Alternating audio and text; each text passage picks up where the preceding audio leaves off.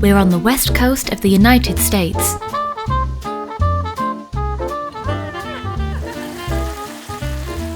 In the De La Rosa family, it's like being back in the 50s. Matt, the man of the house and a restaurant owner, is off to work. I'll be back like mid-morning. As always, he will be home late. His wife, Alexia, is a housewife. Back over. She looks after the house and their 2 children, Arlo and Archie. I just remember always wanting to be a mom and be married and kind of live this lifestyle for as long as I can remember. So, yeah, I'd say it's pretty close to what I envisioned for myself.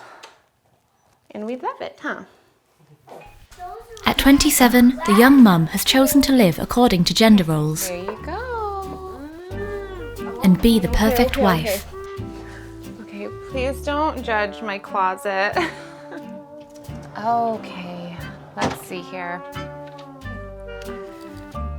Okay, so this is like my favorite style of dress to wear. This is like my actual favorite one. And it's very comfortable just to wear around the house all day. But I do love this one. I like the collar. It's very preppy. Mega princess dress. It would be nice to live in a time where this was acceptable day wear, because it does feel very pretty on. What are you doing? Alexia has been posting this way of life on her social networks almost daily for the last year and a half. The young woman is following a trend that is very much in vogue in the United States. The Tradwife.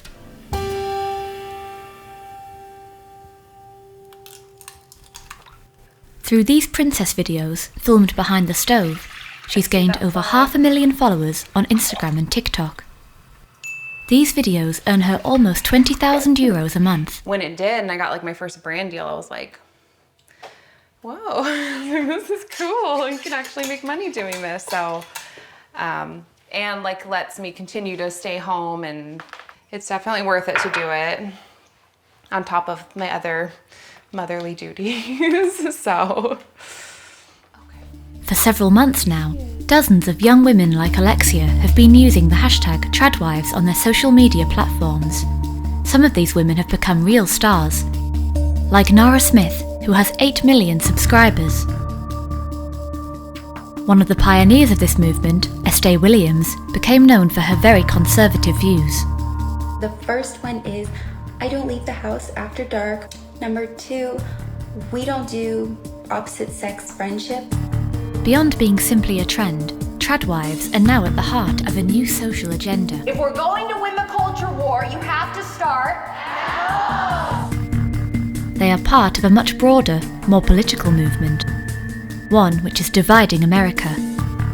It's traditional, Christian, and very conservative. Who in this room will be voting for the first time for Donald Trump this election? In an already divided society, the Tradwives are stirring up America more than ever.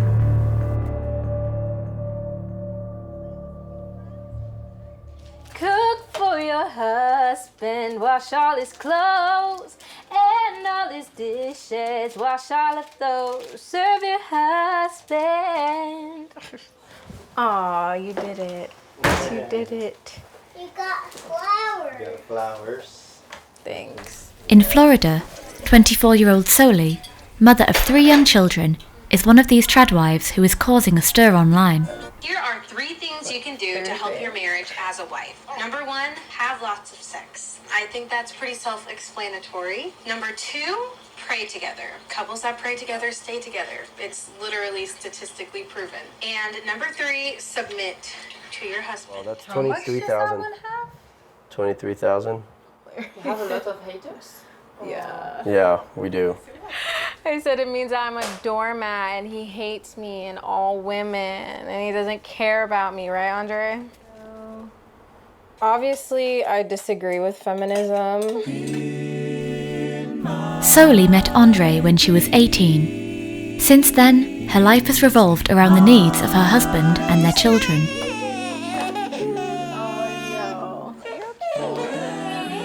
did you do that? So you can see all charming for mice. Andre manages his wife's social media profiles. Even though he works from home most of the time, he never helps with the household chores. His mom was a stay-at-home mom. So that was like what he grew up with. And not perfect, but I would say I'm a good wife. I don't think I'm a bad wife, but am I a bad wife, Andre, or just a trad wife? I'm just kidding. I didn't want someone to be having to have a wife that was gonna go out and be like, you know, I come home and I'm like, okay, I'm expecting like dinner, or like, you know, there's like the kids and stuff, and she's like, okay, I have to go do something and I have to go do it. It's like, I want to come home and have a nice meal with my family and have the home be set up and the kids taken care of. That was definitely my dream, was to have a wife that would be a stay-at-home wife and mom, and not only do it, but do it with excellence, and do it with a passion almost, you know, wanting to do it like, this is what I want to do. Andre and Soleie are religious. They apply what they call their biblical principles to their daily lives. Rule number 1, female submission.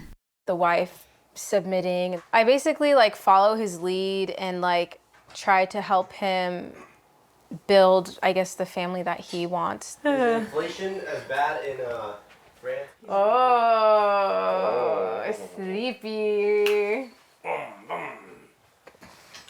Oh my goodness, come here, mister. God says this is what submission is. He says, you know, husband, this is your role as a husband, and this is what you're called to do, right? And then you move on and say to the wife, this is your role as a wife. You are to submit to your husband. And so my job is to share that with her, and then her job is to submit to that as well. And then sometimes she may disagree, but yes, in those circumstances, then yes, I'll be the final, the final deciding factor. Oh, baby, yeah. All right, Carlos, you must come eat. Come eat, buddy. Especially with people over. Thank you for my wife for making the meals, taking care of everything. I pray that you make this a great day. The other secret to a happy marriage, according to them, is to be sexually available to your spouse at all times. And so when we go on there and we say something that's controversial, like you should be sexually available for your husband, or the same thing, the husband should be sexually available for the wife. And that's a dirty word, but it's like, it's a duty for me and it's a duty for her. And that's just what we believe because on the Bible. What do you? Yeah, that's a great question. Yeah, so actually what's funny about that question is that when it comes to us, I think I am actually, when I'm tired, I'm actually the one that's more opposed to. When she's tired, she's like, it's like open game. You're thinking, oh, he's just so handsome. Oh my goodness. Cannot believe it. Their lifestyle is totally behind typical modern society, which for years has tried to bring about greater equality between men and women. And yet, the way of life demonstrated by Soleie and Andre is now being emulated. Maybe he will. In San Antonio, Texas, Seems like he can't decide. the Marriott Hotel has closed to the public to host one of the biggest events dedicated to the conservative youth. Maybe he don't. He You believe that America is the greatest country in the world and you are privileged to be? He's a plain kind of man. There are over 3,000 of them today from all over the country. What else? Here, their ideas are plain to see. Feminism is an abomination. Traveling around. He can't say Abortion is a crime. I guess he'll just pass on. Oh my gosh. I just hear it was over there. Okay. Zara, Abby, and their 3 friends arrive from Oregon. It's a 30-hour drive from Texas. We love our country enough to want to fix it, so we're going to be here. Yeah. I come to these things so I can educate myself, so therefore I can politely educate others. Yeah, I agree. Like, that's kind of why I'm here too. The girls are aged between 17 and 19, and they already have a clear idea of the life they want to lead. Well, I just think that working 9 to 5 is so draining and exhausting, and I really do want to have a family. At least 4. But I'm working every day on preparing to be a wife and everything like that, learning new recipes, and also trying to embrace my role as a woman, because especially, so I'm submissive by nature, because it just works better that way. They've each paid $100 to religiously listen to lectures from far right-wing leaders like Alex Clark. You and I both will be slandered by the left-wing media as radical extremists. Who knew radical extremists were so freaking cute? But the one they're all waiting for is Charlie Kirk. That was so good. I love it. This political activist is the organiser of the event. The funds raised here will go towards support for Donald Trump's campaign. We need strong men in America. We need strong men in our country. You as young women leaders should demand that, should pray for that, and should expect that. Try to find a man that is able to provide for the family enough money, enough resources, so that if you so choose, you could be a stay-at-home mom. If you so choose. Stay-at-home moms are heroes, and we need more stay-at-home moms in this country, not less. That's that for everyone. You should date with For 30 minutes, Charlie Kirk urges the girls to take care of their homes, even telling them how many children to have. For the looming fertility crisis, if everyone here had 7 children, I think that would be amazing. The current presidential election pits 2 radically opposed groups in society against each other.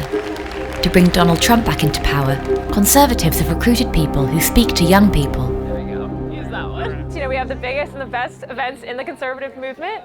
So yeah. Like this influencer, Morgan McMichael. She's made a name for herself across the country thanks to her videos shot on American campuses, where she mocks students who support the Democrats. We like the patriarchy. Because the patriarchy. Why? Because it makes it so much harder to exist and just have equal rights, and it just that. In the future, you want to be a mom? Definitely, yeah. Okay, you want to be a wife? Yes. What does that look like for you if we don't like the patriarchy? Here, Morgan is in charge of shooting promotional videos. Could I ask you guys a quick question for an interview? Emily, do we need men? Yes, of course we need men. Why do we need men? To keep the species going, first of all, and we need men so women can be women. This is so true. What do you think is the biggest issue facing our country right now? Ooh. I would say it's toxic femininity, not toxic masculinity. I agree. It's feminism is the problem. Yeah, we're trying to push men out. We're trying to say we don't need men, we do. We need men. Period. We do. Last question. What is your message to Gen Z? Oh, my message to Gen Z, be more like your grandparents. Be more like your grandparents. Do things the way that they did. To the men out there, court women like your grandpa courted your grandma. I just think we're losing that over time. Your calling is always going to be a mother, be a wife, and there's so many more greater things than living these superficial lives that are going to be unfulfilling. And at the end of the day, we are the side that is pro making babies. Clear-cut political views for a 24-year-old woman who is neither a mother nor married. See, I don't know what my life is going to look like. I know it's going to be different. My priorities are definitely going to change. I plan to homeschool my children in the future. There's no way I am trusting my future children to be in government, public schools. I do not trust our government at all. This is my side. Public institutions are considered too progressive by some American Republicans. So here, these young women and their future children are offered an alternative educational program. Use this QR code and get all of our resources for free. Thank you. So, So cool. The Turning Point Academy isn't a school, it's a movement to spread virtuous education throughout the country. We're doing that in 4 different ways. So those are Christian, conservative, collaborative, cost affordable schools. I have one of those. Yeah, and they're like so good for kindergarten. So you can do one of those, or we also have these ones. Personally, I left public school after COVID happened because, you know, it just was a totally different environment, but they just normalize just having sex with people, and they just don't really care about purity at all. And there was like a booth, and they were giving out like condoms and everything, and they all had like signs on them saying like gay is okay, and like there were pictures of like new people having sex. That's why like I feel like homeschooling and private schools are becoming more and more common because people don't want that in they don't want their kids to learn that. Zara and her friends know that tomorrow will be even more political.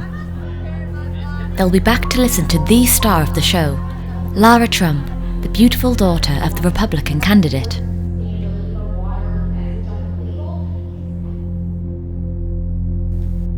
In Denver, Colorado, we showed excerpts from this conference to a 34-year-old woman. Enitza was brought up in a devout Catholic family, married at a very young age, and was submissive to her husband, before rejecting everything. It's brainwashing. It is true brainwashing. If we are going to win the culture war, we have to start. Oh my God, to have a group of women screaming at home. But she's not at home. She's on stage telling all these women what to do. She's a fucking hypocrite in her own right. She's not a traditional wife. She's not. And if she is, she's the worst kind. Especially seeing all the young girls, that's so sad that these little girls don't get a chance to see anything that life can offer. Enitza has never been to one of these meetings, yet she knows what she's talking about. She was a Tradwife for over 10 years. I started out just like those girls, very excited, so excited to learn how to cook, to do all the domestic things, to clean and to keep the house so nice, and I was so proud, and I would even pull the refrigerator out and clean under the refrigerator. My house was spotless. I was so excited and excited to start having kids. Enitza was 24 when she met her husband. She expected life to be a fairy tale. Aw, look how innocent. She gave birth to 4 children in 6 years, but nothing went according to the plan. Kids in a row. It was hard. It was just such a shitty life. I would wake up in the morning, make bread for the day because I knew, and so when the last baby was born, you know how the babies wake you, there was always like an early morning feed, like 3, 4 o'clock in the morning. So at that feed, I would feed the baby, put the baby down, and then since I was already up and couldn't fall asleep, that's when I would start the bread for the day with the yeast and all that. And every meal was made from scratch, like an employee. For 10 years, Enitza lived cut off from the world, without credit cards or friends. Yeah, not good memories. And followed the rules imposed by her husband, just as her grandmother and mother, also Tradwives, had done before her. I thought I was doing the right thing. I was being a good girl. I was following the rules. I was doing everything that you're supposed to do. And I did it right. I didn't do it half-assed. I did everything you're supposed to do. I was available to him even in my sleep for sex. I was available for food. I was available anything any of them needed. I was there and with a fucking smile. And you just one day realize like, I don't have, what the fuck am I here for? What? Like, I'm not happy. So 5 years ago, Enitza did the unthinkable for a Tradwife. She filed for divorce. Okay. Since then, she's accused her ex-husband of putting her through hell. I'll have an iced coffee with oat milk, please. Of course. Enitza contacted Tia Zavaras. This lawyer has been defending traditional wives for several years. She knows all the ins and outs of these difficult separations. A lot of these women will be married to affluent men, but they are controlling all of the finances. So there's money there, they just don't have access to it. This financial dependence prevents many women from leaving home. That just because the court accepted it doesn't mean. Sometimes, the lawyer agrees to defend them free of charge.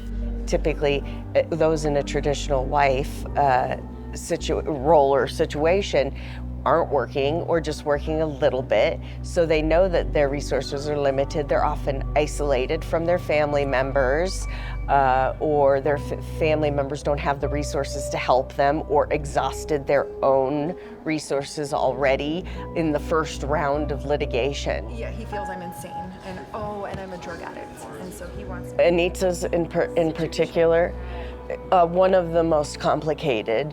When I met Enitza, she had I think it was over 130 filings, which is always an indication that somebody has been very active in the process, and there's no reason to be having that many filings in a divorce.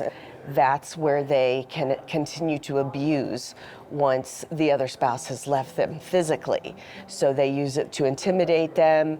They use it to show them that they're going to execute out on the threats that they've made to them.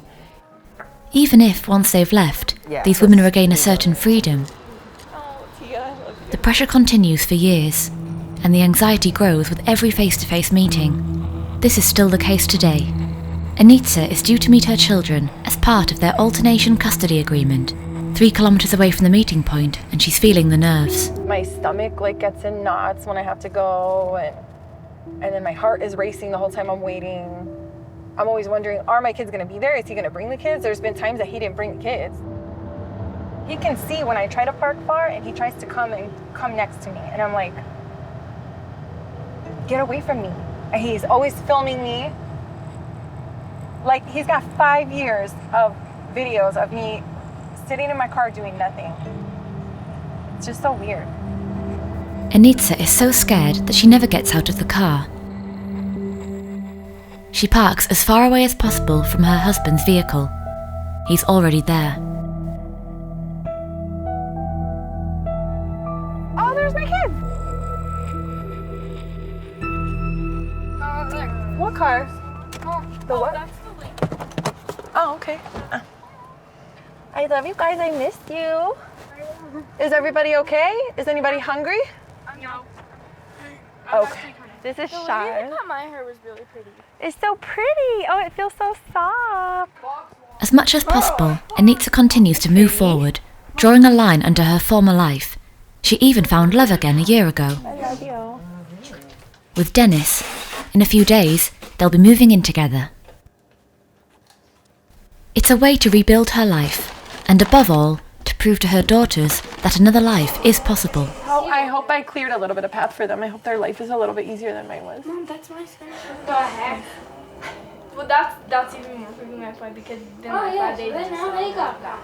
Wow. Oh, say, can you see by the dawn's early light what so proudly we hailed? Despite their controversial positions on the role of women, strict conservatives are gaining popularity, more and more so as the presidential election approaches. In San Antonio, it's the last day of the conservative convention. The whole room is waiting for a woman sent by the Republican candidate, a member of his own family, Lara Trump, his daughter-in-law. Gotten crazy in this country right now and as the world right now. But because of what has happened, I believe this will be a landslide election for Donald Trump. And we got a whole group of people who never would have been able to vote for Donald Trump, and he fought for this country now. Who in this room will be voting for the first time for Donald Trump this election?